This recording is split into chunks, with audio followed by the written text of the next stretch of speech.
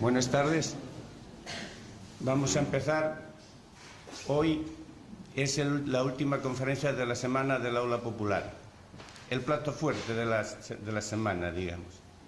Me toca presentar al hombre que tengo aquí a la derecha. No sé, para vosotros igual a algunos os he conocido.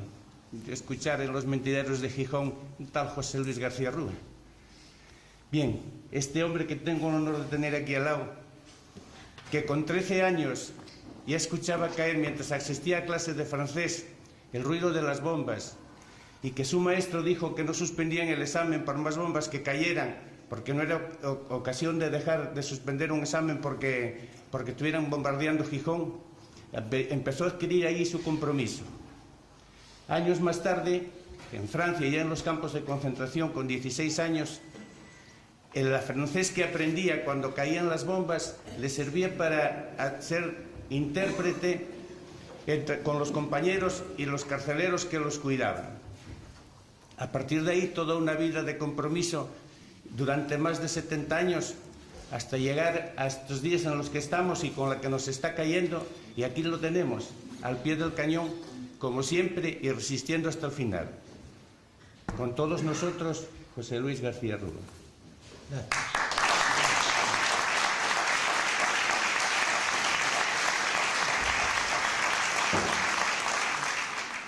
Tengo que hacer mención de los que nos dejaron últimamente, en el último año, y hacer mención, por lo tanto, de dos hombres extraordinarios y extraordinarios también amantes del aula popular. Me refiero a Emilio José García Wiedemann y a Agustín García Calvo. A ellos dirijo las palabras que hoy pueda pronunciar. He elegido este título, este tema, el tema de Carlos Marx, porque entiendo que el pueblo español está en una situación verdaderamente crítica. Yo entiendo que el capitalismo está un poco en una situación de término o de cuasi término, y que la clase política no responde porque nació o se adaptó al capitalismo, y la marcha del capitalismo tiene también que suponer una marcha, una transformación completa de lo que se llama organizaciones políticas y sociales. He elegido este tema es porque los que hicieron teoría revolucionaria anteriormente tuvieron una visión especial, una profundización de pensamiento, y a la vez no podemos dejar de decir, yo por lo menos, que cometieron algunos fallos en el transcurso de su propio discurso teórico, que por lo tanto su presencia es por dos razones necesarias. Una, por aprovechar todo lo bueno que aportaron, y por lo menos observar críticamente y tratar de no incurrir un poco en lo que se pueden tener a la vista, estoy hablando de a la vista de la experiencia histórica, errores que se puedan haber cometido.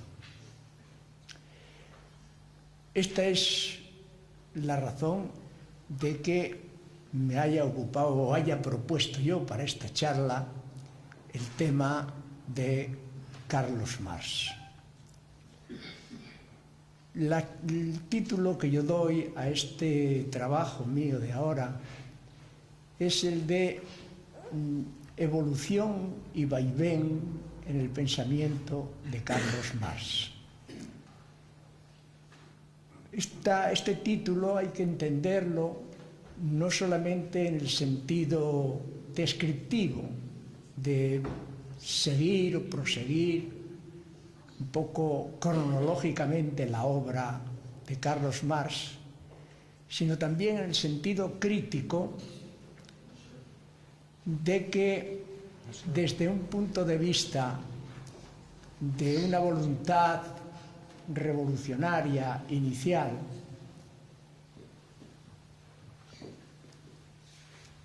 la evolución, propiamente hablando, no se mantiene sobre unos supuestos lógicos que traten de corregir pensamientos anteriores, tramos del discurso anterior del propio autor, sino que entiendo que es la variación, la vacilación y la inseguridad revolucionaria, de la voluntad revolucionaria, lo que va paso adelante y paso atrás, haciendo marchar, haciendo evolucionar el pensamiento de Carlos Marx.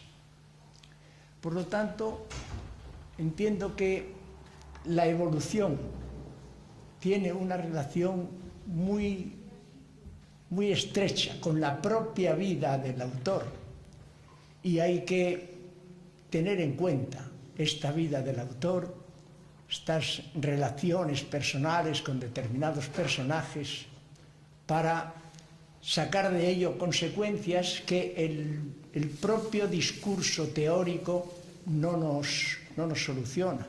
Y en cambio, el tener en cuenta esas relaciones personales, lo que constituyó su vida personal, sí puede darnos alguna pista acerca de sus variaciones teóricas. Hay que tener en cuenta que un autor como Louis Althusser, en el año 1966, escribe una obra que se titula La Revolución Teórica de Carlos Marx. Y en esta obra, tratando los aspectos ideológicos y científicos del propio Carlos Marx, dice que hay propiamente dos Carlos Marx, un Marx ideológico y un Marx científico. Por supuesto, el que tiene por Marx valioso es el Marx científico, el Marx que escribe El Capital. Bien, yo con esta apreciación de Althusser no estoy de acuerdo, primero porque se trata de una visión tajante de Carlos Marx, un antes y un después que realmente no existe en el transcurso de la obra de Carlos Marx, y porque tampoco Althusser nos da razón de ese cambio y de lo que él llama corte epistemológico, coupure épistémologique en francés. Corte epistemológico quiere decir que sigue pensando de una manera y bajo unos presupuestos totalmente diferentes de aquellos que había tenido previamente. En cambio, entiendo que hay otro autor, Martin Nicolaus, que escribe una obra publicada en Anagrama en 1973, se titula El Marx desconocido, proletariado y clase media en Marx, escenografía hegeliana y método. Este es el título de la obra. En esta obra hace alusión a unos trabajos de Carlos Marx que no fueron publicados en la vida de Carlos Marx. Son los manuscritos correspondientes a los años 1857-1858, que supusieron 15 años de investigación económica, pero que al cabo no se publicaron, ni siquiera sus consecuencias fueron tenidas en cuenta para el desarrollo teórico, para los pasos del discurso del capital. Y esto necesita una explicación. En primer lugar, la opinión de Martin Nicolaus es que la obra publicada, en la obra publicada de Carlos Marx, no hay una especificación clara de la caída, de la destrucción del capitalismo, del fenómeno capitalista. Y que en cambio, en estos manuscritos sí se produce un tratado completo del capitalismo desde sus inicios hasta su final. Es decir, un nacimiento, un desarrollo y una muerte del capitalismo. Por lo tanto, le parece a Martin Nicolaus y a mí también una obra esencial para conocer el pensamiento de Carlos Marx. Ahora, la pregunta fundamental es ¿por qué no fueron publicados estos manuscritos, que solamente se publican en 1939 en la URSS, sacados de los archivos Marx-Engels, en un volumen muy grande, y más tarde fueron publicados en la Alemania comunista en 1953 con el título de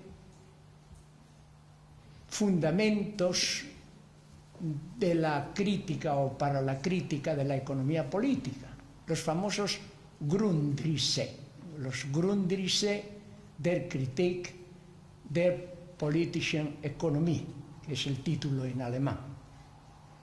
Bien, esta es, como suponía, un fallo, un vacío necesario desde el punto de vista doctrinal. En 1912, Rosa Luxemburg trató de llenar este vacío escribiendo una obra que se titula La acumulación de capital. Una obra que, desde el punto de vista del marxismo, no todos los marxistas estuvieron de acuerdo con Rosa Luxemburg. Rosa Luxemburg fue una marxista crítica y trata en esta obra de rellenar ese vacío que en la obra publicada de Carlos Marx no se encontraba. Esta es una cuestión fundamental de por qué razón se escribieron esos manuscritos, por qué razón no fueron publicados y qué diferencia o qué distancia hay entre los manuscritos de 1857-58 y solamente un año más tarde Marx escribe y publica la contribución a la crítica de la economía política, que es el precedente del Capital.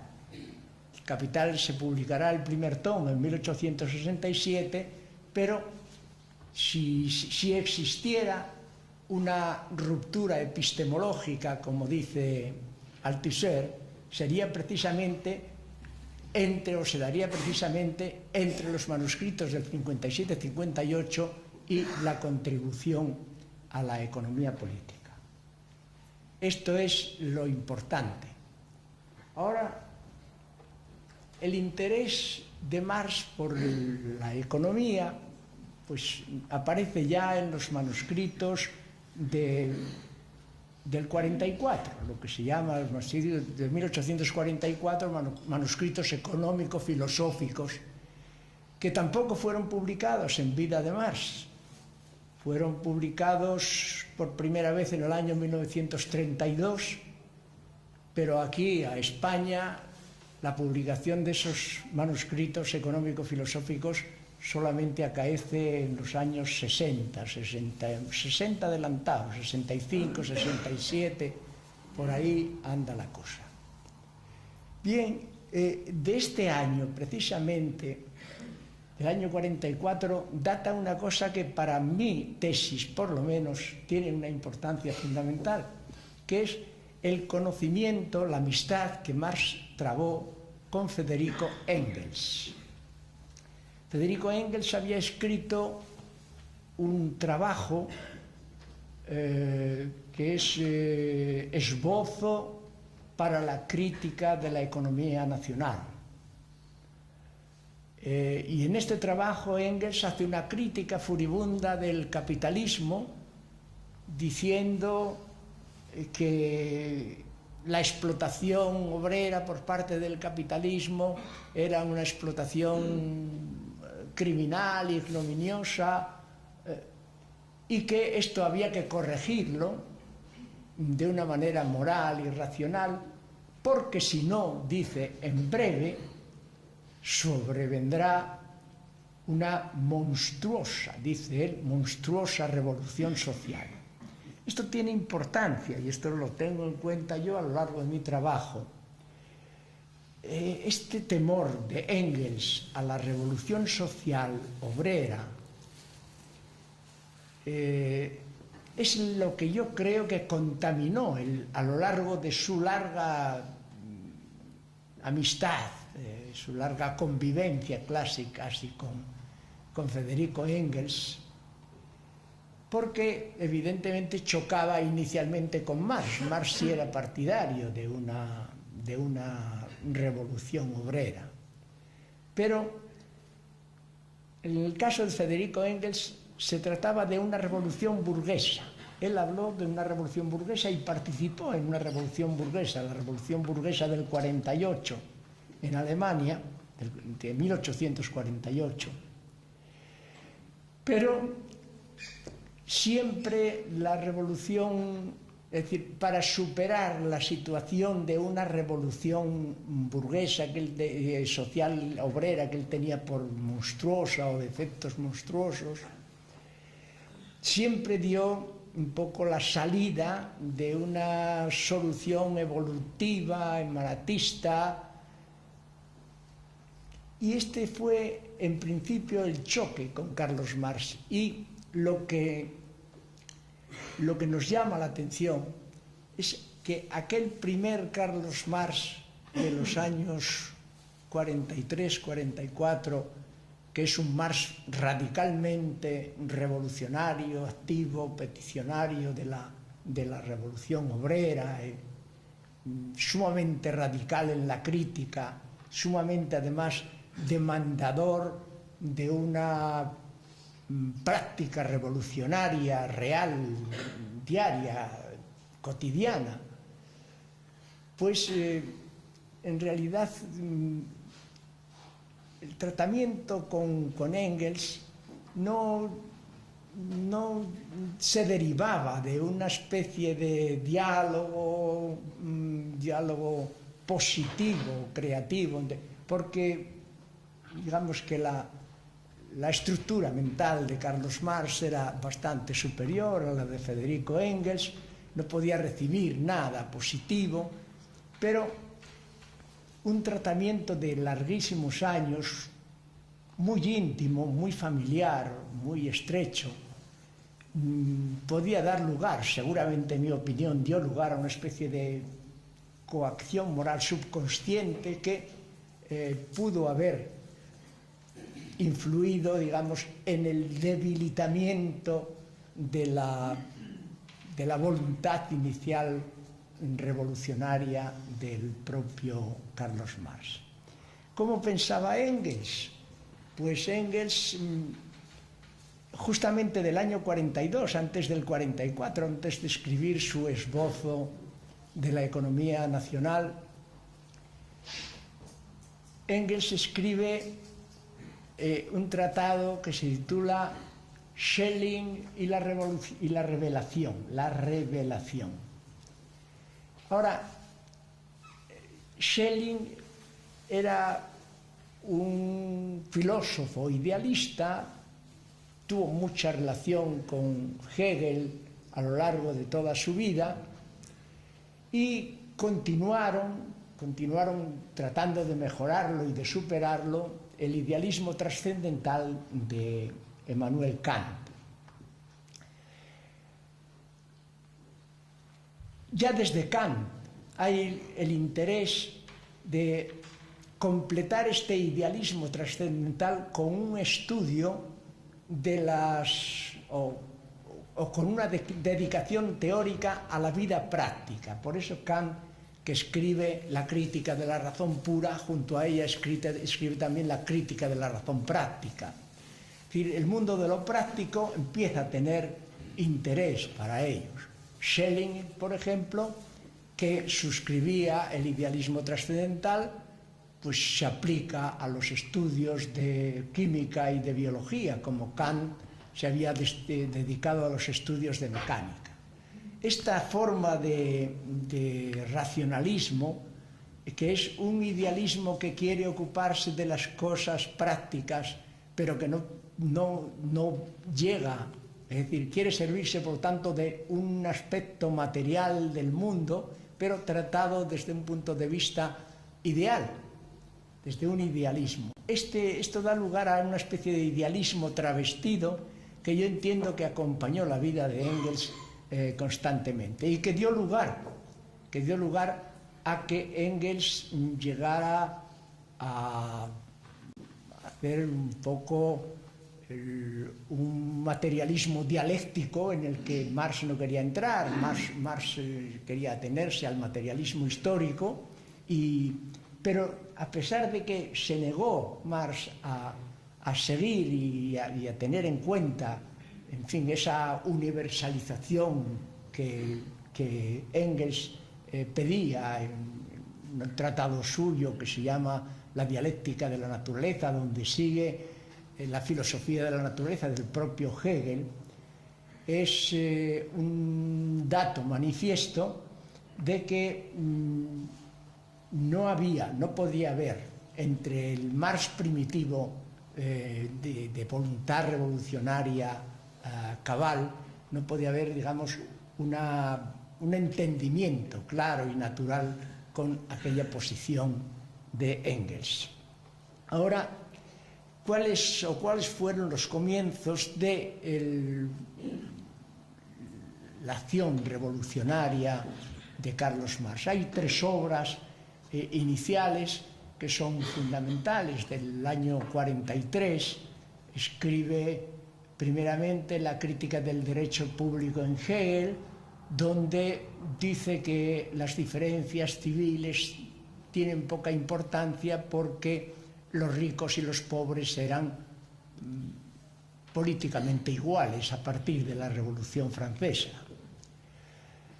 Se corrige unos meses más tarde en la cuestión judía, diciendo que lo que realmente tiene poca importancia es la política, y lo que tiene más importancia, y no se puede olvidar de ninguna manera, son las diferencias sociales en el seno de la sociedad.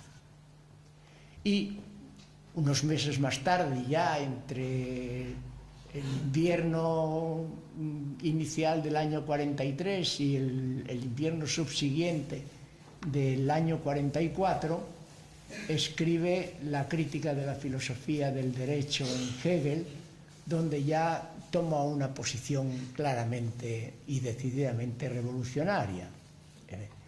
En primer lugar, las diferencias sociales son contradicciones de la propia naturaleza, de la propia sociedad, y el Estado, aquel Estado vanagloriado, exaltado por Hegel, es un Estado que pretende ser el cielo en la tierra, es un Estado absolutamente falso. Entiende Marx que un Estado de clase, un Estado clasista, no puede cumplir de ninguna manera la función de Estado como cumplimiento de la eticidad de la especie humana. Es decir, que si el Estado, según Hegel, era ese instrumento que daba paso a la realización de la eticidad del hombre, el Estado clasista era justamente lo contrario. Critica la filosofía y dice que las palabras deben dejar de existir. En el sentido filosófico de la palabra, eso representa un enmarañamiento del pensamiento que oscurece la verdadera realidad y que, por lo tanto, la verdadera historia será tomada en mano por unos hombres de acción que acabarán justamente con todo eso. Esto representará una clase, dice él, que es una clase de dentro de la sociedad, pero que no pertenece a la sociedad civil. ¿Por qué? Porque tiene que ser una clase universal porque es la clase del sufrimiento. De manera que aquí ya está involucrada, por decirlo así, el sentido internacionalista del movimiento, el sentido de la igualdad universal de los hombres. Esta sería un poco la iniciación revolucionaria en el campo teórico de Carlos Marx. Ahora, en el campo revolucionario activo, en la calle, por decirlo así, el arranque revolucionario de Marx, que va a dar lugar al materialismo histórico, en realidad está basado en su contacto con Feuerbach, con Ludwig Feuerbach. Porque es Ludwig Feuerbach el crítico más acérrimo y más cabal de la dialéctica hegeliana, el crítico de los aspectos religiosos de la filosofía de Hegel, y es aquel, digamos, representa para Marx una especie de verdadera revolución, y en él se apoya para iniciar su arranque verdaderamente revolucionario.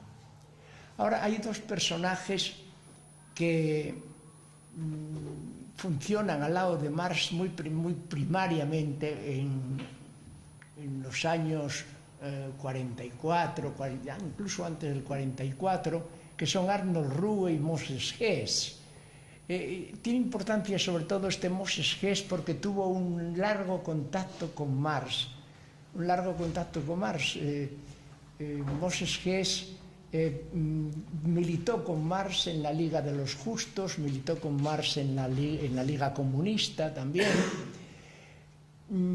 Chocó con Marx porque Marx apoyó, y en esto estoy casi seguro que fue por la influencia de Engels, apoyó la revolución burguesa, y el llamado socialismo verdadero en Alemania entonces no podía concebir que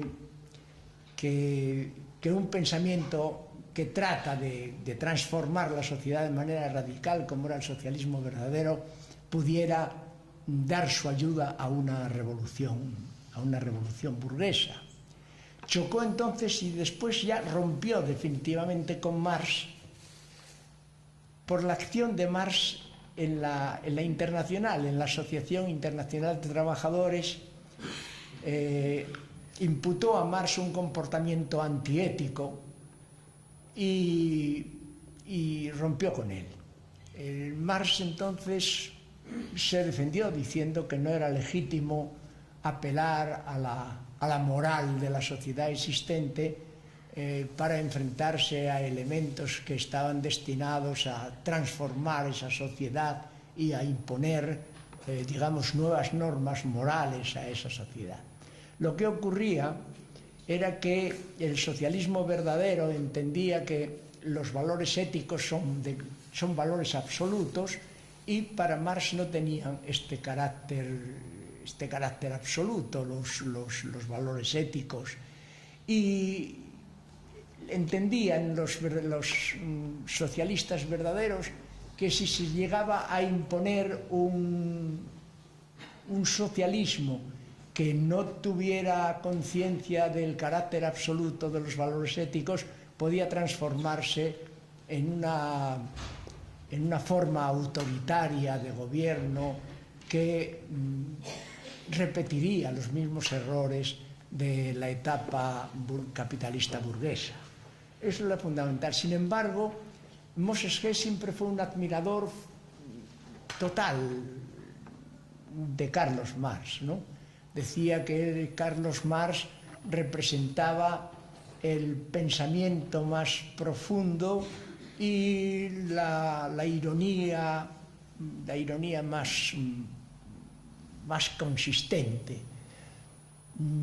En una carta de Moses Hess a un amigo suyo, refiriéndose a Carlos Marx, dice: imagínate a Voltaire, a Rousseau, a Dolbach, a Lessing, a Heine y a Hegel, todos ellos no solo juntos, sino fundidos en una sola persona, y tendrás al doctor Marx. O sea que la admiración de Moses Hess por Marx no daba lugar ninguna a duda. Marx tiene entonces 23 años. De manera que en este aspecto no podemos decir que haya lugar a ninguna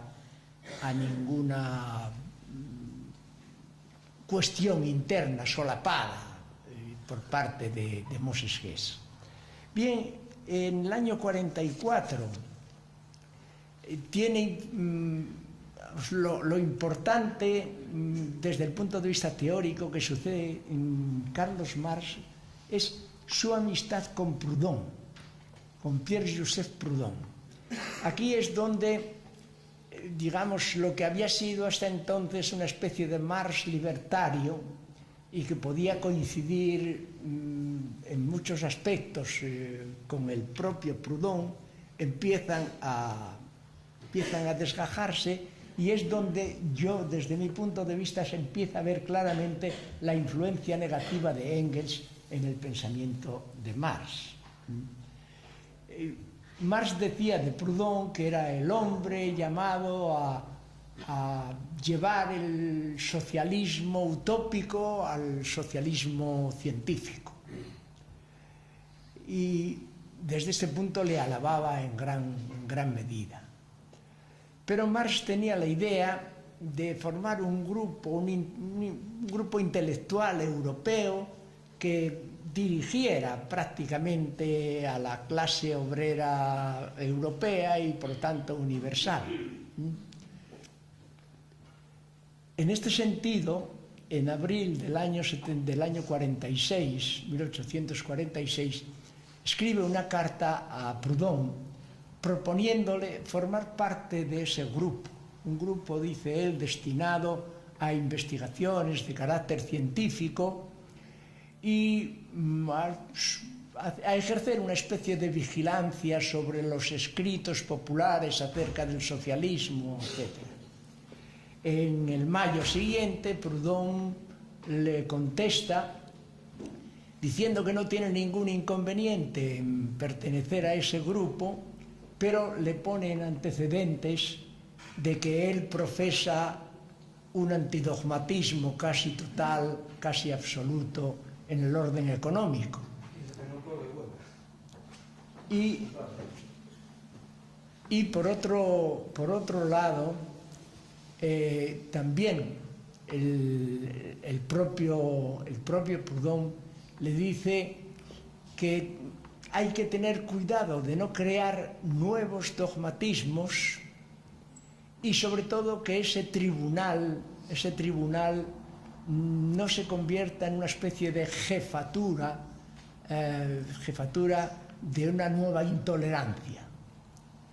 Bien, esto junto a la defensa una defensa moderada que Proudhon hace de Karl Grün, que era enemigo de Carlos Marx en la emigración, levantó la ira de Carlos Marx, y Marx realmente entró en un proceso que yo entiendo que se salió propiamente de sí mismo y escribió entonces estaba Marx con Engels en la emigración en Bélgica, y desde allí escribe él la miseria de la filosofía en respuesta a una obra que había escrito Proudhon, que era el sistema de las contradicciones económicas o filosofía de la miseria. Se llama filosofía de la miseria Proudhon, miseria de la filosofía en Marx.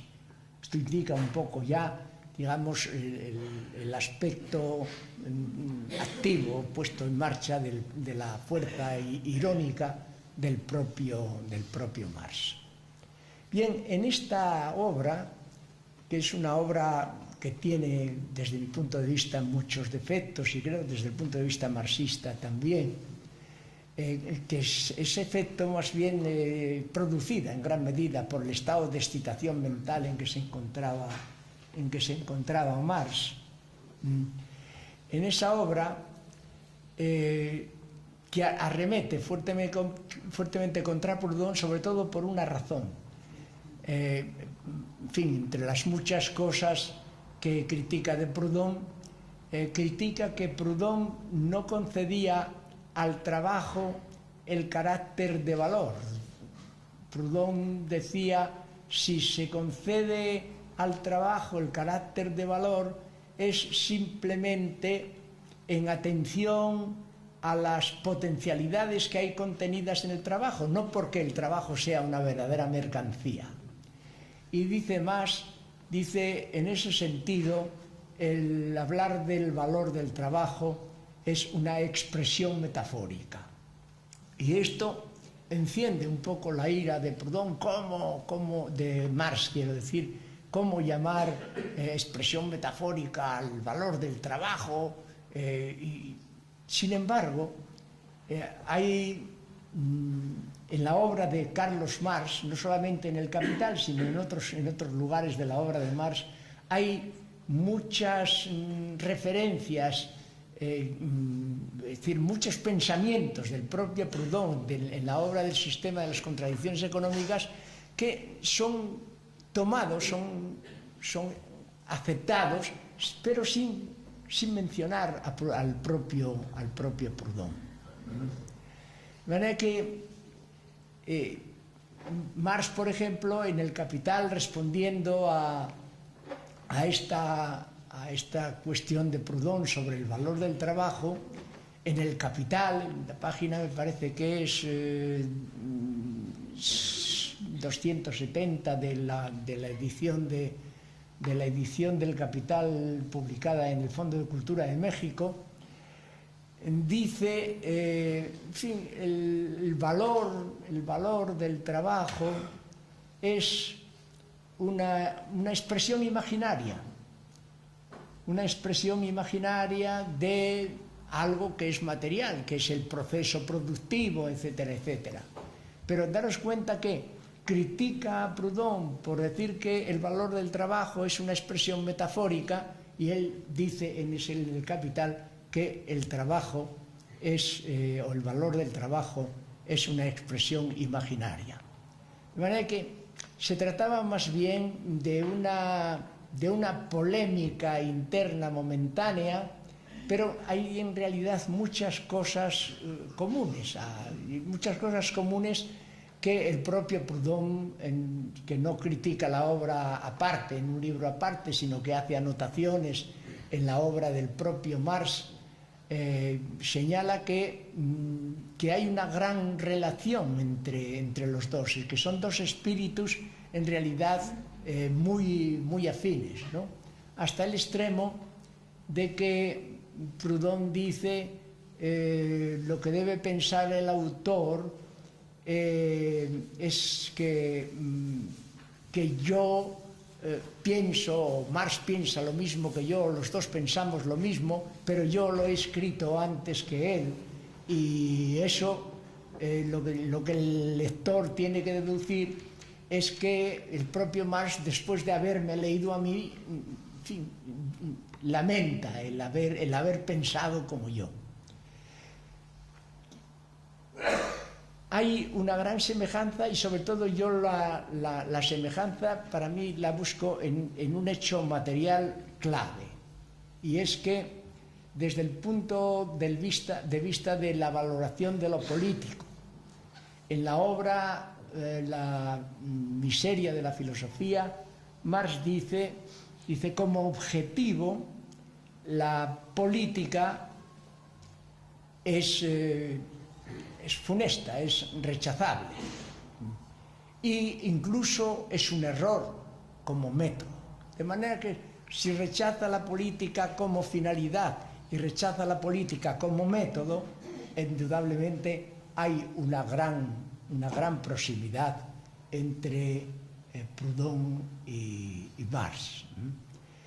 Bien, estamos en el año 47. La filosofía de la miseria de Marx es del año 47.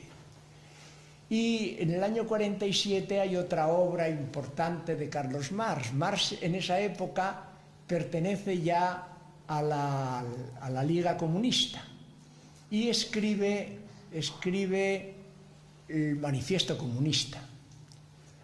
Bien, aquí es importante señalar que el propio Moses Hess, del que hablamos antes, había escrito Las consecuencias de la revolución proletaria, donde ya había adelantado algunas ideas del partido, algunas ideas del manifiesto comunista. Pero sobre todo, en Carlos Marx, aunque hay algunos datos, digamos, que nos hacen pensar que estamos un poco en la antesala de las condiciones objetivas, que va a ser lo que posteriormente valorará Carlos Marx. En realidad, el Manifiesto Comunista es en un 90% largo un manifiesto verdaderamente revolucionario. Y en él se defiende ya al individuo no solamente, o mejor dicho, trata de defender al individuo sacando al individuo de las definiciones abstractas de que venía siendo objeto por parte de la burguesía. Es un individuo concreto, un individuo viviente, real, y dice Marx, dice que la sociedad posterior a la revolución que se haga será una sociedad donde el individuo, donde la realización personal del propio individuo es la condición esencial de la realización generalizada de todos los individuos. O sea que, aunque en el Manifiesto Comunista aparece ya el concepto de clase y posteriormente en el pensamiento de Marx el concepto de clase va a anular al concepto de individuo, en el Manifiesto Comunista están los dos conceptos sin que haya realmente una contradicción entre los mismos. De manera que estamos en el año 47 y las dos últimas obras de los años 40 son del año 48 y del año 49. En el año 48 está proletariado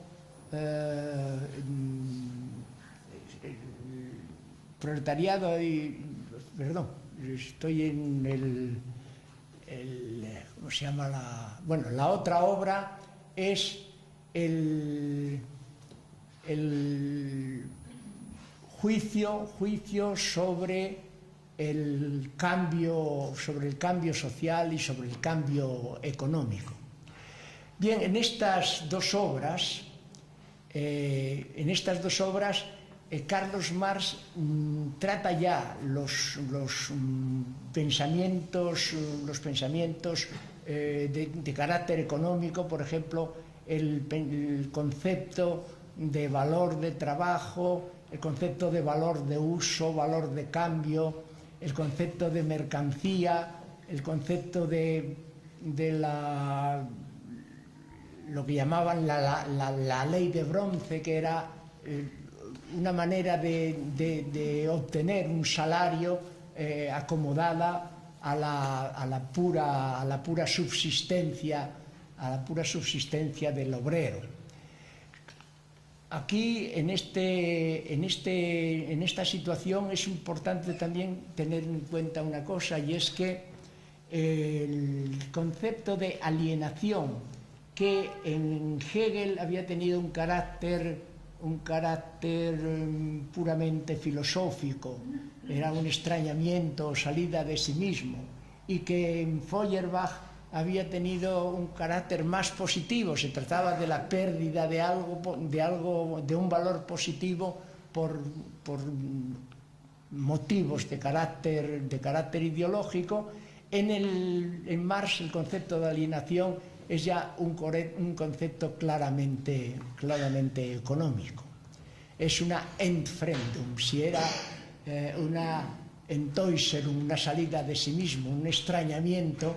En él es una Entfremdung, y Fremd en alemán significa extraño, significa enemigo, de manera que ya la alienación en Marx significa ya una rapiña, significa un robo económico, y tiene todas esas características. Ahora, lo más importante es la aparición, estamos en el año 48-49, luego aparecen obras importantes, ¿entiende? Está en el año 51, tiene el 18 de Brumario de Napoleón Bonaparte, pero en fin, es una obra circunstancial. Desde el punto de vista teórico no añade nada a la cosa. Lo que añade realmente algo importante son los manuscritos de los años 57-58 de los que hemos hablado. Bien, vamos a hablar entonces de estos manuscritos. Estos manuscritos siguen exhibiendo el espíritu revolucionario de Carlos Marx. Y lo siguen exhibiendo a pesar de que a partir de los años 50 Marx ya no cree en la inmediatez de la revolución. Ya a partir de los años 50 Marx se sale de la Liga de los Comunistas, y Marx empieza a criticar abiertamente al comunismo. El comunismo, o los comunistas, para él son hombres que están llevados por un espíritu subjetivo, voluntarista, que no responde a la realidad. Un espíritu voluntarista y subjetivo que se enfrenta a las condiciones objetivas de su propio pensamiento, y por lo tanto está en contra de esa situación. Esto es una situación personal nueva en Carlos Marx, que en realidad tiene su origen en el fracaso que tuvo la revolución del año 48 en Alemania, en la que él tomó parte juntamente con Engels. La revolución del 48 supuso prácticamente el fracaso de todo lo que ellos llamaban el Vormärz. Es la revolución burguesa que se enfrentaba a la Confederación Nacional del Norte alemana, que era una confederación regida por Prusia, y que en realidad detrás de todos ellos estaban los Junkers, estaban los grandes latifundistas prusianos. Bien, esta revolución acaba naturalmente fracasando. No fracasa en un día, fracasa en un tiempo más continuado, pero no llega al año y acaba totalmente fracasando. Marx entonces vuelve otra vez a la emigración, y todos los hombres que se habían aprestado a esta revolución prácticamente quedan un poco desamparados, desasistidos moralmente del pensamiento revolucionario. Curiosamente, en esto hay que tenerlo en cuenta, porque esta este acercamiento de Marx a la revolución burguesa, este entender por Marx que la revolución burguesa era necesaria como una etapa anterior a la revolución proletaria, algo que él había recibido de un historiador, de Wilhelm Schultz, que hablaba del carácter necesario del desarrollo histórico. No se compadecía muy bien con la marcha de los asuntos revolucionarios en Francia. En Francia había habido también una revolución del 48 en el mes de febrero. Y esta revolución del 48, que se había opuesto a la monarquía de Luis Felipe, instala la Segunda República. Y parecía una revolución, digamos, completa. Hay que tener en cuenta, por ejemplo, que de esta revolución Proudhon había sido posteriormente diputado a Cortes en la revolución, pero los obreros de Francia habían reclamado entonces del propio sistema inaugurado que se hicieran los talleres nacionales, que eran una especie de talleres autogestionados. Y a esto, naturalmente, se opuso o se oponía todo el factor burgués de la revolución. Dio lugar entonces a una represión masiva del general Cavaignac, que sembró de cadáveres las calles de París. Bien, desde entonces el proletariado francés no quiso saber nada de ninguna clase de coalición con la burguesía. Pero Marx siguió insistiendo, a pesar del fracaso de la Revolución del 48 en Alemania, siguió insistiendo en esa necesidad de apoyar el movimiento burgués como previo a la revolución proletaria. Esto es lo que va dando lugar después a la negativa de Marx a la creencia de que la revolución pueda tener un carácter inminente y a toda la crítica de la que acabo de hablar realizada sobre el comunismo y el Partido Comunista en general. Y en esto hay que tener en cuenta una cosa, y es la labor de Engels. Pensar que Engels estima que entre la burguesía y el proletariado no debe haber un antagonismo, o, en todo caso, dice, el comunismo está por encima del antagonismo entre el proletariado y la burguesía. Naturalmente, esto desde el punto de vista revolucionario era absolutamente inaceptable. Engels decía que él había ganado para el comunismo a una cantidad grande de cabezas burguesas y que pensaba seguir haciendo proselitismo en el campo burgués. Bien, todo esto naturalmente llevaba a un reconocimiento racional de que ello suponía un aburguesamiento del propio comunismo.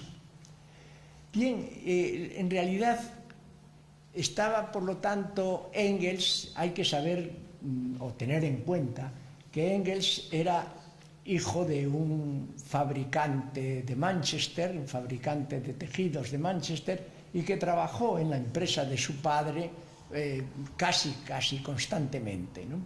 Por lo tanto, aunque en aquella obra a la que me referí primeramente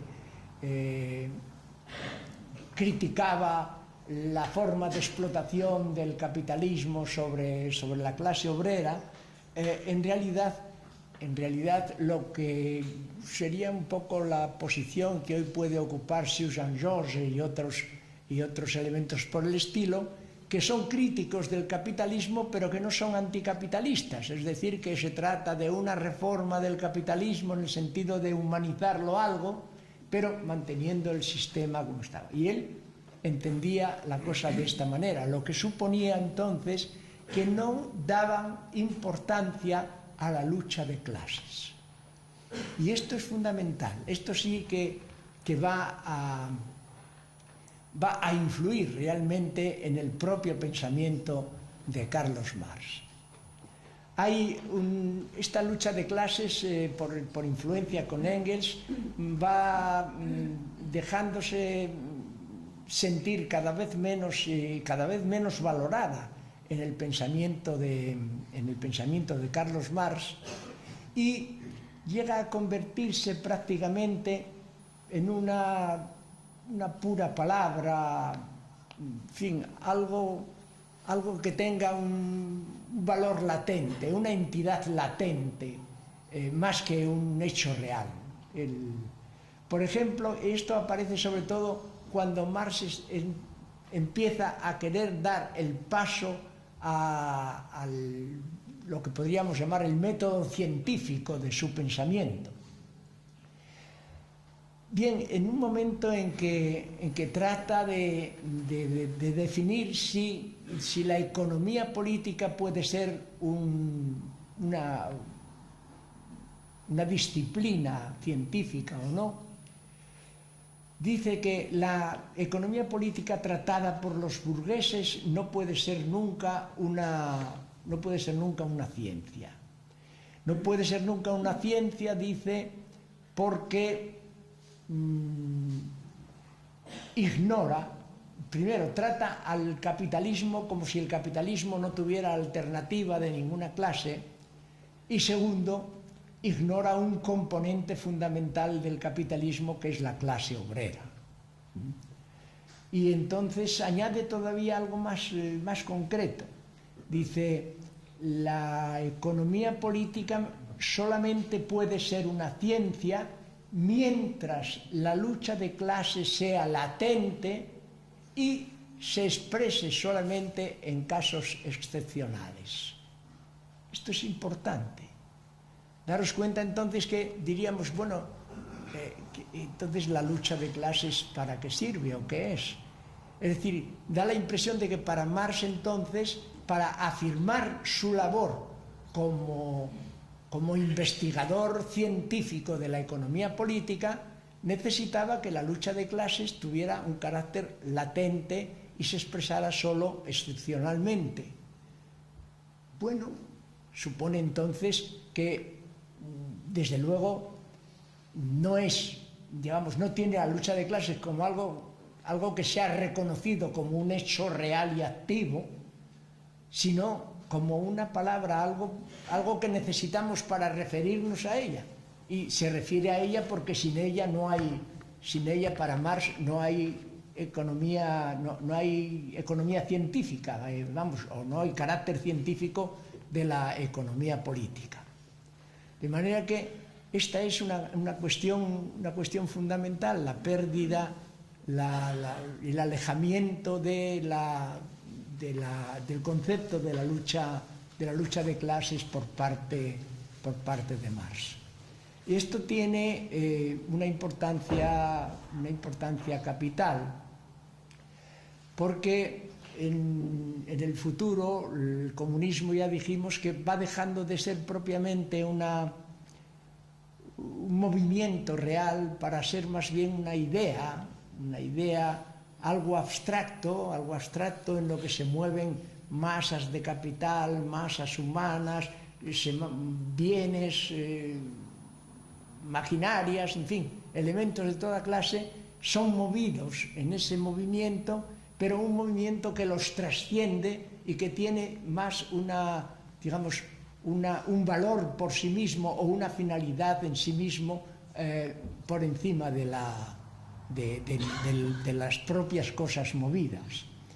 Es aquí donde para Marx, digamos, los hechos van dejando de ser hechos reales, tangibles, manejables y visibles, y para ser, digamos, una especie de fenómenos de una realidad que los trasciende, una realidad que tiene su finalidad en sí misma, que tiene su propia finalidad, una realidad que es tratada de una manera de una manera abstracta y casi, diríamos, una realidad que no cuenta con los elementos factoriales que constituyen la propia realidad.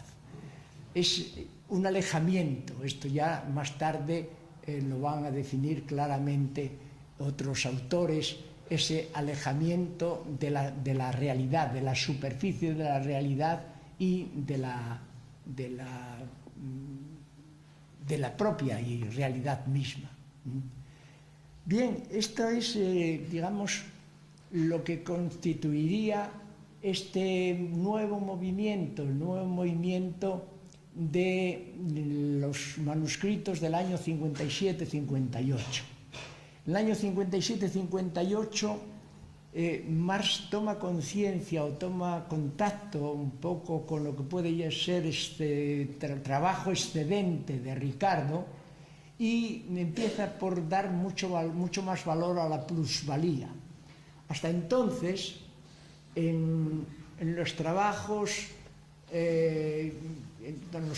económicos de Marx se había tenido al mercado por el elemento básico fundamental explicativo de la acumulación. Ahora ya la acumulación no pasa a ser explicada justamente por el mercado pasa a ser, digamos, una especie de variable dependiente que a él le convenía además más porque el mercado, digamos, es más inconcreto en su realización propia, menos fijo, menos controlable, y el concepto de pasar de la explicación del mercado como base fundamental explicativa de la acumulación a considerar, digamos, la plusvalía como el elemento fundamental explicativo de la acumulación, había un gran paso. Y ese se da justamente en los manuscritos del 57-58. Es decir, que daros cuenta que los manuscritos del 57-58 están a un año del trabajo al que aludí ya, que era la contribución a la crítica de la economía política, que era el precedente del Capital. Hay un año de diferencia nada más. Y sin embargo, un año de diferencia es fundamental, es radicalmente diferente ya la manera de pensar en uno y en otro. Daros cuenta que la acción revolucionaria tiene una importancia para Marx, una importancia capital en los manuscritos del año 57-58. Mientras que esa acción revolucionaria de las masas ya no va a tener un valor a partir de la contribución a la economía política y al propio capital. Entonces, ¿qué sucede? Sucede que hay dos formas diferentes de contemplar el fenómeno capitalista. Hay una especie de análisis que podríamos llamar análisis anatómico, que da lugar a una concepción magistral del capital, realizada en la propia obra que lleva por nombre El Capital.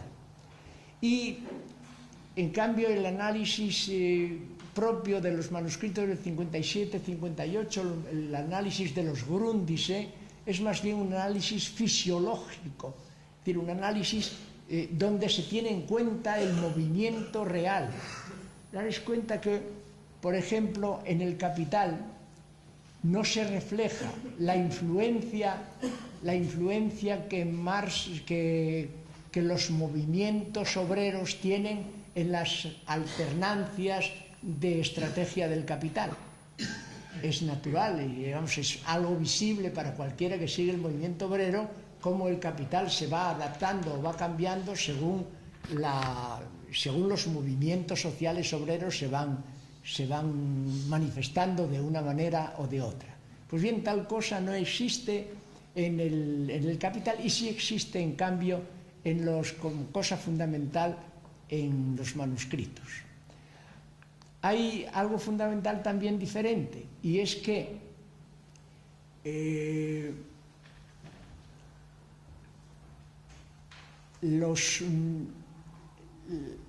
la percepción monetaria anterior que Marx había tenido en cuenta era la ley de bronce que le venía un poco de la actividad teórica de Rosbertus, por un lado, y que coincidía enteramente con el concepto de ley de bronce que tenía, por ejemplo, Fernando Lassalle, que era un enemigo político suyo dentro del pensamiento socialista alemán. Pero la idea era más todavía, es decir, mientras Lassalle entendía que los salarios de los obreros debían mantenerse en un nivel de consumo estricto de subsistencia, Marx decía más que eso todavía. No solamente tienen que mantenerse, sino que ese nivel, en vez de mantenerse como tal, es decreciente, o sea, va siendo cada vez más bajo. Esa es la posición que últimamente además va a seguir manteniendo incluso en el Capital. Pero en los manuscritos del 57-58 dice una cosa importante.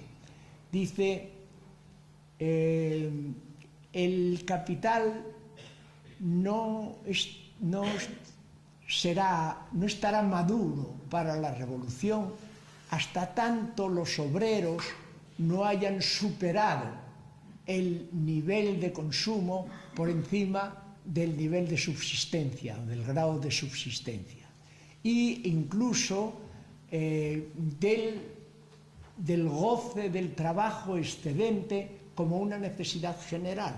Esto es importantísimo, es decir, que tiene en cuenta entonces la actividad de la clase obrera como mejoradora de su situación.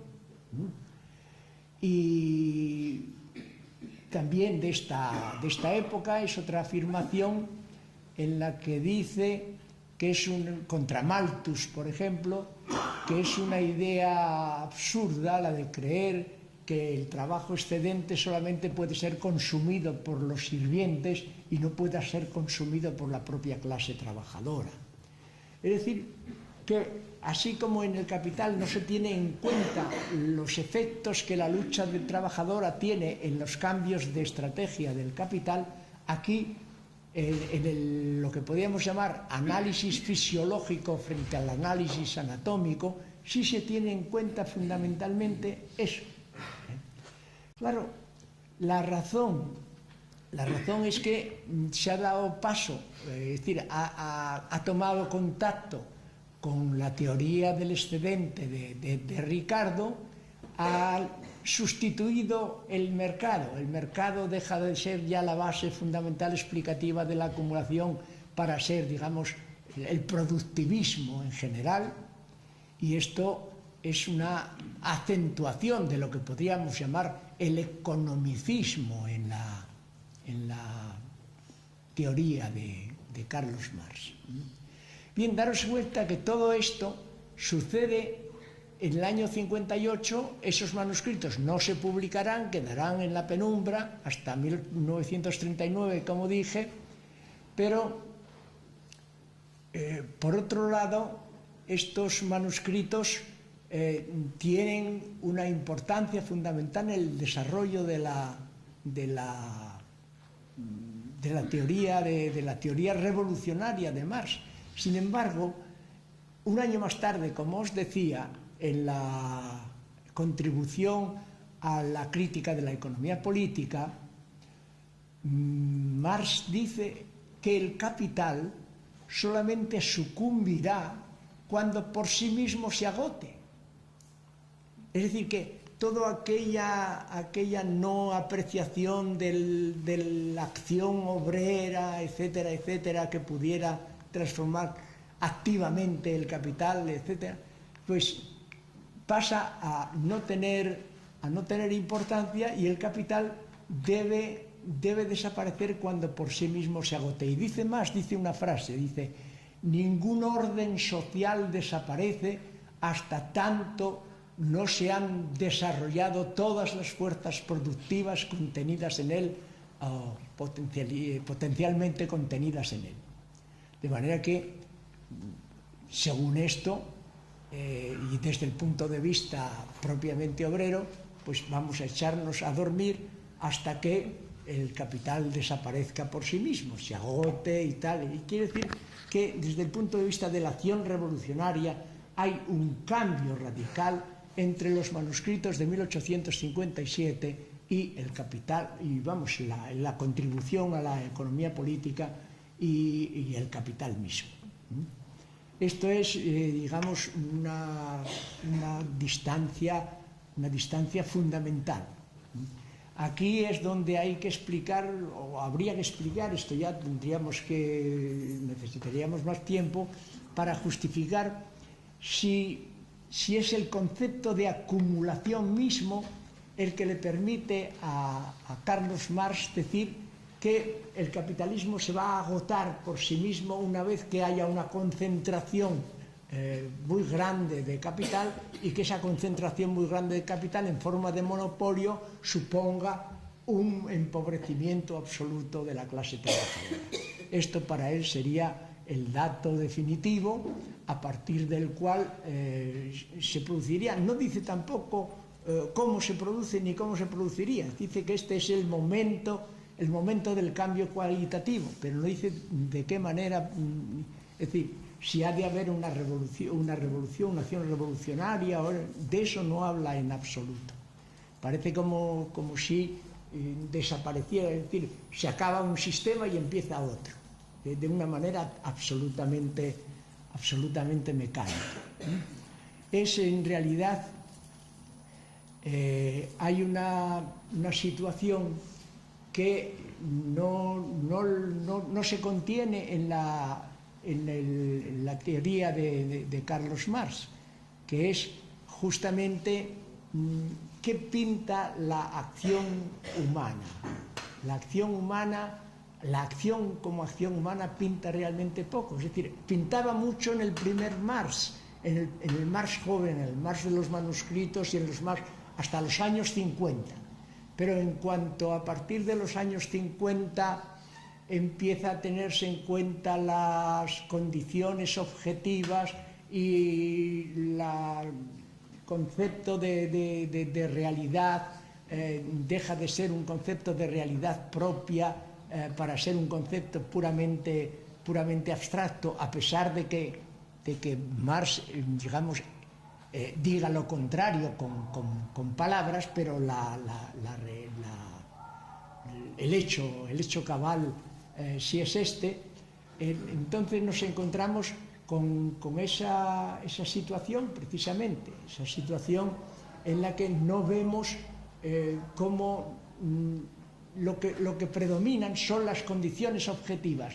Ya el hombre no tiene por qué cambiar, el hombre no se trata de un cambio del hombre, se trata del cambio de las condiciones objetivas de carácter económico.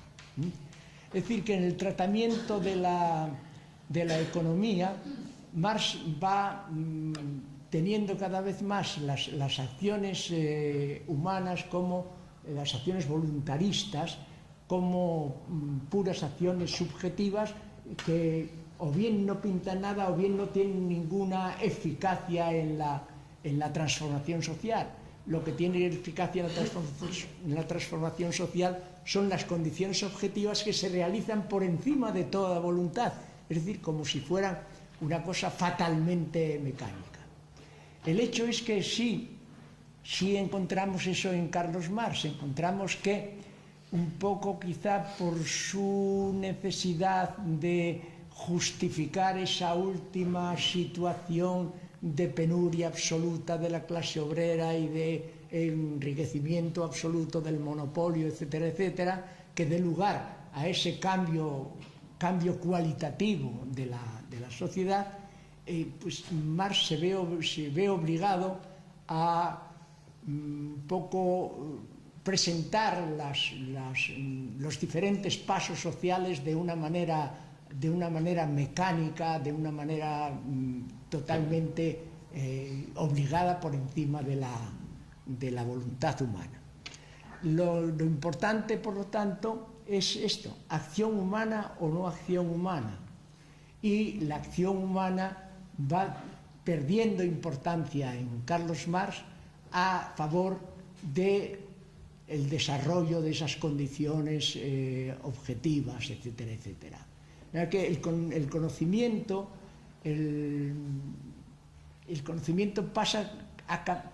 cambia completamente en la posición de Carlos Marx. Lo que había sido, digamos, un conocimiento con base en un conocimiento real, con base en una práctica revolucionaria, pasa a ser un concepto de conocimiento obtenido por reflexión con arreglo a una metodología de carácter científico y con arreglo a esto, pues esa metodología, como ya de carácter científico en fin, es de valor absoluto, es, por decirlo así, infalible, ¿no?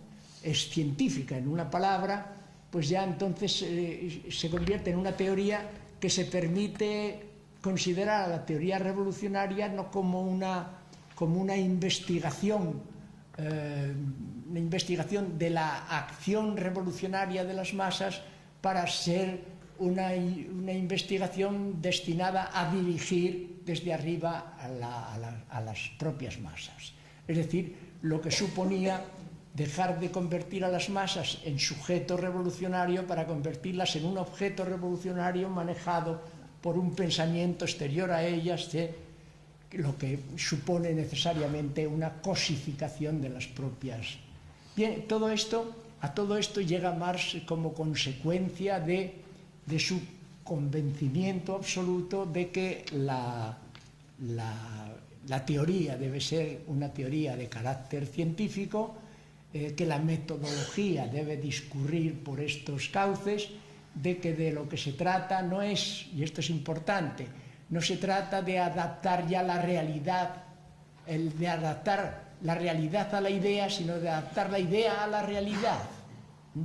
De manera que cambia completamente la posición, digamos, la labor humana empieza a ser cada vez menos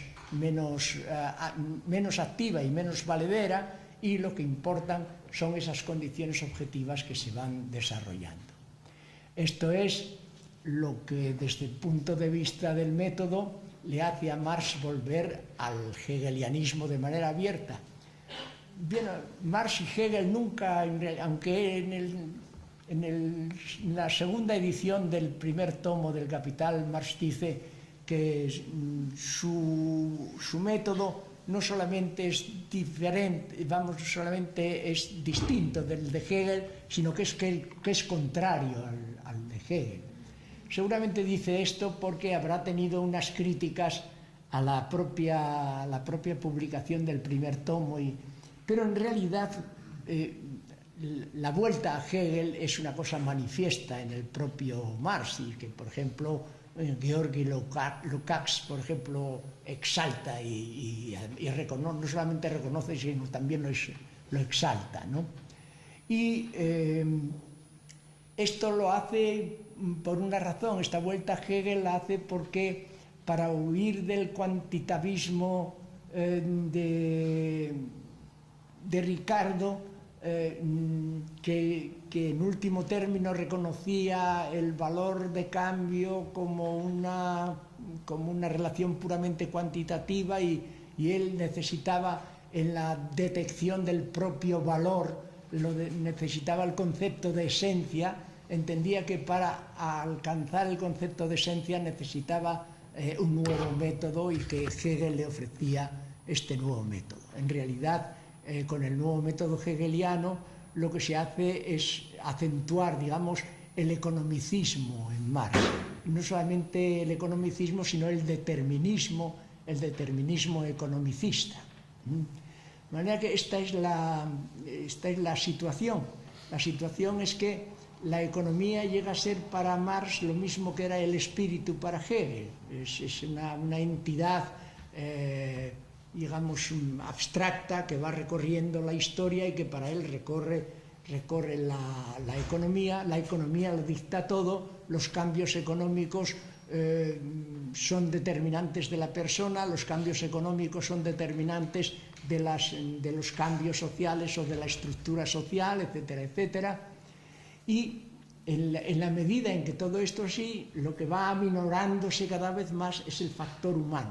Es decir, que aquel Marx humanista de los primeros tiempos va dejando paso a este Marx científico que va, digamos, eliminando el valor progresivamente de la persona humana para conceder el valor sobre todo a estas condiciones objetivas que por sí misma y de manera fatal se van desarrollando.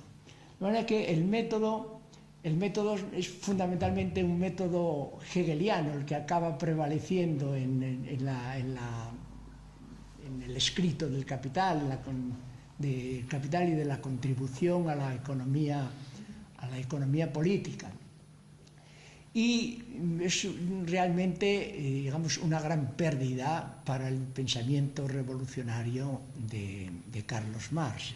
Este método da lugar también a cuestiones problemáticas en el propio Marx, porque Marx, siguiendo Hegel, entonces niega el concepto de sustancia. Esto le obliga a aceptar el autoproceso de desarrollo. Por lo tanto, la manera de pensar puramente aristotélica desaparece. En Hegel tiene que desaparecer y desaparece de hecho. En cambio, en Marx, por un lado está la posición dialéctica heredada de Hegel, y por otro lado está también, digamos, esporádicamente la atención que presta al juicio de carácter aristotélico.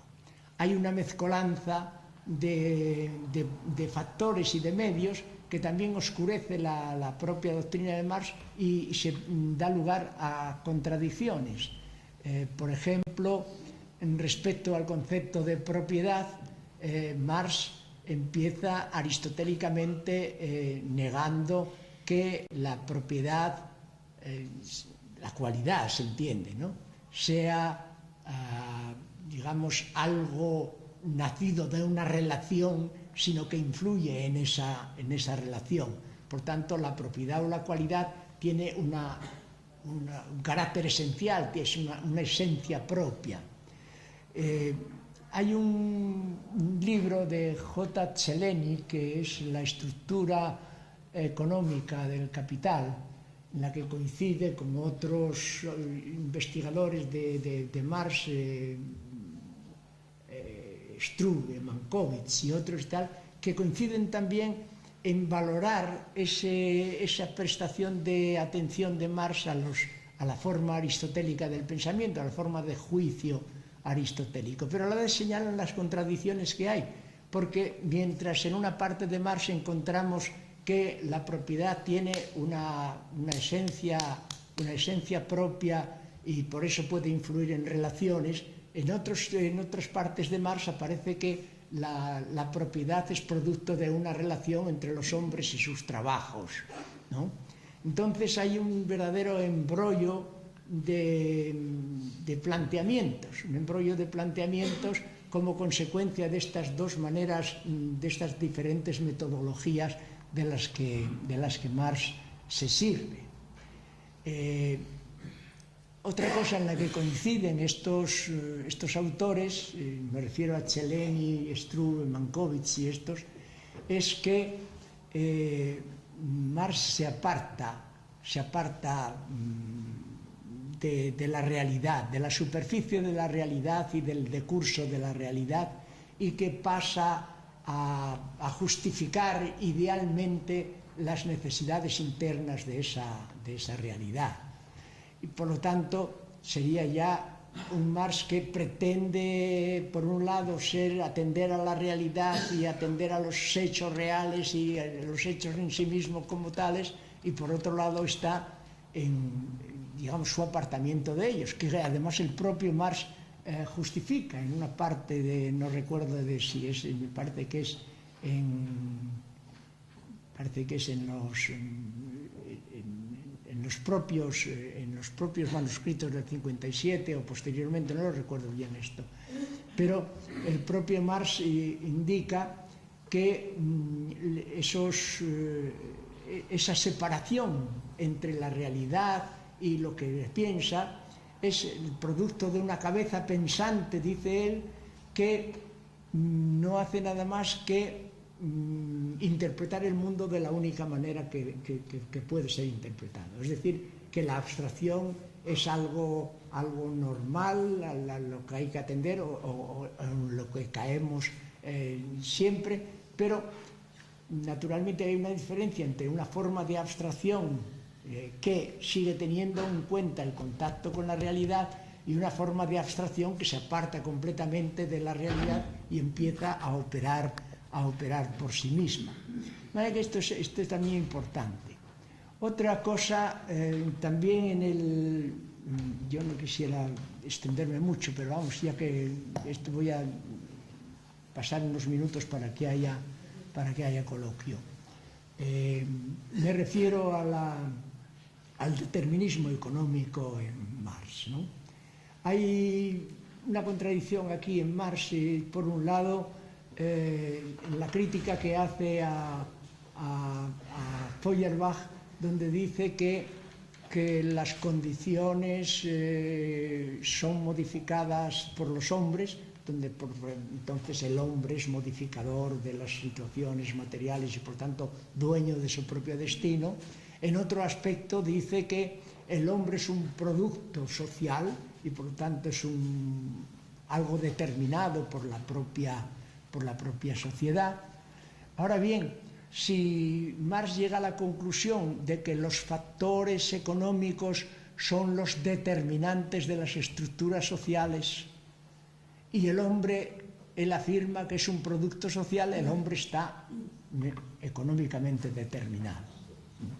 De manera que este determinismo es el que vamos, hay que reconocer que existe en Marx de esta manera y es consecuencia de aquella minusvaloración que él hace constantemente de la acción humana. Y por otro lado, el determinismo se refiere también no solamente al hombre ya en sí, sino a la sociedad.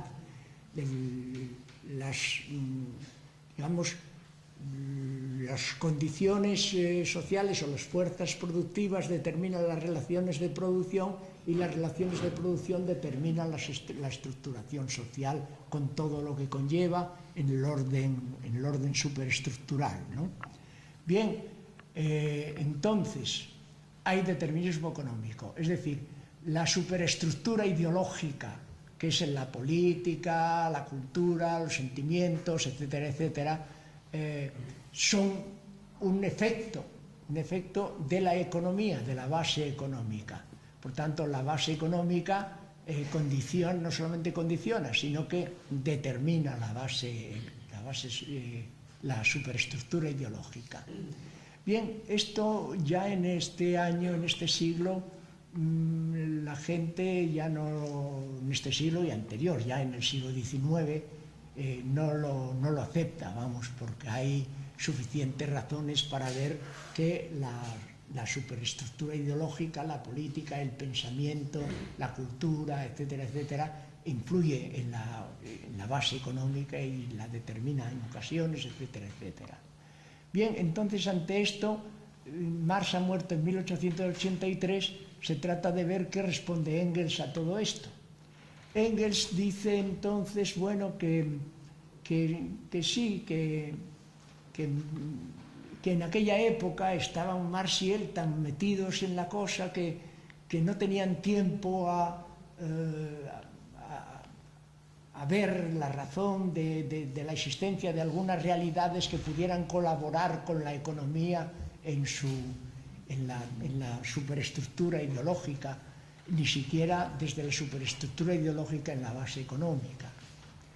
También dice que muchas teorías políticas, culturales, sociales, religiosas, en ocasiones pueden ser la causa de determinados movimientos históricos.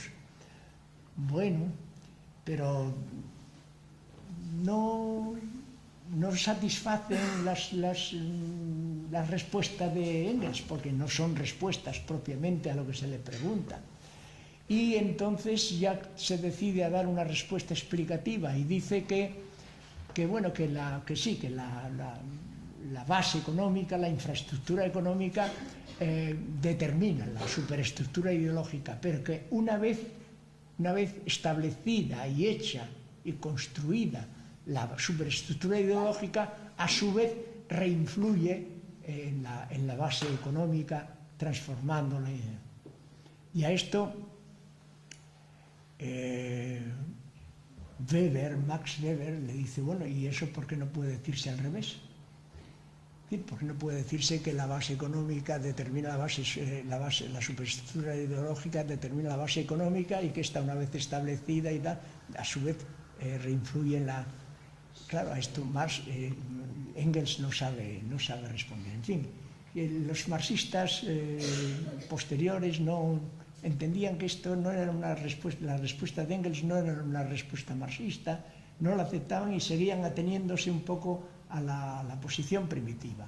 La superestructura ideológica es creada por la base económica y tenían que añadir algo nuevo. La base económica se cambia a sí misma, por ejemplo, en el caso de Lukács, lo cual ya daba lugar a duda, ¿no? Por qué Marx no había sido nunca partidario de la identidad de los contrarios, y para llegar a esta afirmación lukácsiana había que afirmar justamente la identidad de los contrarios, ¿no? Bien, a esta explicación de Lukács se oponen los estructuralistas diciendo que una estructura no puede desaparecer por sí misma nunca, siempre tiene que desaparecer por la influencia total o parcial de otra estructura exterior a ella. Y entonces Maurice Godelier hace una explicación y dice que bueno, que lo que es que la infraestructura económica no es una y compacta, sino que se compone de subestructuras, que hay una subestructura que son las fuerzas de producción y otra subestructura que son los modos, medios y relaciones de producción. Y lo que ocurre es entonces que la subestructura, fuerzas de producción, influye sobre la subestructura, modos, medios y relaciones, transformándola. Y entonces que es así como la base económica se transforma a sí misma. Claro, esto es una tontería por parte de Maurice Godelier, porque si el principio estructural es que ninguna estructura puede cambiar por sí misma, sino solo por la influencia de otro, en este caso, el que una subestructura es una parte del todo económico, y por tanto es el todo económico el que se cambia a sí mismo, y por tanto se niega eso. Y hay otra cosa también que no tiene en cuenta Maurice Godelier, y es que las fuerzas productivas son los trabajadores.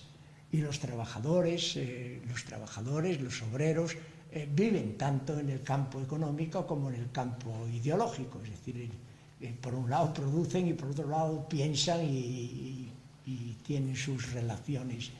Y por lo tanto, a lo que se llega, a lo que, yo entiendo que es la solución más saneada de todo esto, es que el hombre y por él la sociedad vive en el encuentro entre lo económico y lo ideológico. Y por tanto que es imposible que no pueda haber influencia mutua entre lo económico y lo ideológico, pero que tampoco se puede determinar prioridad por parte de ninguna de ellas. La diferencia tonal, de tono, en unas ocasiones predomina más lo económico sobre lo ideológico y en otras ocasiones predomina lo ideológico sobre lo económico. Por ejemplo, en la Edad Media predomina más la política sobre la economía, y en la etapa burguesa predomina más la economía sobre la superestructura. Que esta es lo que yo entiendo que es la situación, y ahora, si me lo permitís, damos paso al Bueno, se abre el turno de preguntas. Si alguien quiere hacer alguna aportación o preguntar algo. Tenemos 3 ediciones del manifiesto, ¿no? En el manifiesto queda expresado claramente 3 ediciones del manifiesto. Que la transformación social se realiza a través de la lucha de clases. Se ve en el manifiesto, se ve que la lucha de clases, a través de un análisis histórico, hace la transformación de la sociedad. Pero en ese manifiesto hay 3 ediciones. La segunda edición contradice algunas de las cuestiones que se afirmaban en la primera. Y en la tercera edición hay también una contradicción de afirmaciones que hacían en las anteriores. Y yo llego a la conclusión que todo eso cambia porque cambian las condiciones objetivas, y las condiciones objetivas no pueden ser nunca deterministas. Las condiciones objetivas las transforma el ser humano, las transforma el movimiento obrero. O sea, las condiciones objetivas son transformables a través de la acción humana. Ese es el tema que yo entiendo, ¿no? Y después quería otra cosa más. Es que después de las ideas revolucionarias, más o menos cambiantes y demás, viene después una realidad. Viene la revolución. O sea, se experimenta. El marxismo se pone a través de la revolución soviética, por ejemplo. O sea, Lenin hace una interpretación de Marx para llevar a cabo la revolución soviética. Es una experiencia histórica, ahí está, ¿no? Luego hay otra experiencia histórica que más o menos determinista, que es la de la socialdemocracia, cómo opera y operó la socialdemocracia y en qué situación estamos ahora. Porque yo creo que hay unas condiciones objetivas que no tienen nada que ver con los sentidos, que están totalmente, o sea que la acción cambia las condiciones objetivas. Las ediciones del manifiesto son ediciones ¿de qué fechas? Bueno, en el 847 fue la primera, ¿no? Sí. 2 años o 3 después, hacia el 50. ¿Cuánto? Hay una segunda edición. En el 50. Eso está realizado por un socialista español, Guillermo Blanco Mazagoitia, y en él analiza las 3 ediciones del manifiesto. La acción humana cambia las condiciones al mismo tiempo que también el ser humano sufre también organizativamente y socialmente profundos cambios también. Las transformaciones de las que me hablas se acomodan a los cambios de los que yo hablé del propio Marx a lo largo de su propia vida. Es decir, que si en vida de Marx se hacen ediciones de obras anteriores y quiere acomodarlas a la nueva situación, hay que tener en cuenta también cuál fue el cambio de pensamiento en del propio Marx, ¿no? Según tú, cambian las condiciones objetivas y entonces Marx le da otra orientación. Lo que queda en cuestión ahí es si esas condiciones objetivas, digamos, han sido fruto un poco de la propia interpretación del propio Marx, de su valoración frente a las situaciones reales de la acción obrera, y entonces estamos en la misma situación de la que yo parto y en la que yo me estoy desarrollando. Es decir, que el pensamiento de Marx va cambiando. Va cambiando, tú dices va cambiando porque van cambiando las condiciones objetivas. ¿Qué es el cambio de las condiciones objetivas? Las condiciones objetivas existen previamente en el capital, solamente que hay una valoración de ellas de una manera en una parte de Marx y hay una valoración de ellas en otra parte de la vida de Marx. Esta es la situación, esto es lo que también da lugar a la diferente valoración de la acción humana por parte de Marx, la que fin, el Marx que considera la acción humana como base de una revolución transformativa y la que considera que la acción humana debe atenerse a las condiciones objetivas que se van formando, digamos, a partir del desarrollo de las estructuras del propio capitalismo. Hay, sin embargo, otra cosa importante que yo quería hablar de ella, pero en fin, no ha habido tiempo, que es la relación de Marx con el socialismo alemán. El socialismo alemán es un socialismo sui generis. Marx llega a llamarlo, en el manifiesto comunista, llega a llamarlo socialismo feudal. Y socialismo feudal porque era una acción de las fuerzas más reaccionarias de Alemania en favor de los obreros para oponerse a la burguesía. Es decir, que hay en Alemania la creencia, en principio, de que hay unas necesidades de carácter político, social y unas necesidades de carácter económico, y que van por dos caminos diferentes. Y esto era contrario a la mentalidad alemana. La mentalidad social alemana, en fin, formada por Fichte y por Hegel, hablaba de una explicación conjunta de todo. Y esto coincidía mucho más con el propio espíritu alemán, que en aquella época busca la unidad de la nación alemana. Esto da lugar entonces a ese socialismo feudal, es decir, un socialismo que lo que quiere evitar es que haya una alianza de obreros y burgueses en contra del latifundismo, por ejemplo, de los Junkers prusianos.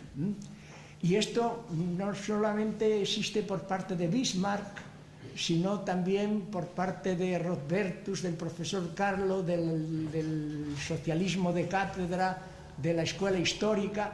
Todos ellos coinciden en la necesidad de que el Estado intervenga en las cuestiones económicas y que la clase obrera reciba una protección frente al liberalismo representado por el capitalismo. Esto en el caso del marxismo, el caso de Carlos Marx. Después de que Carlos Marx tuvo su acción en la Asociación Internacional de Trabajadores, después que chocó con Bakunin en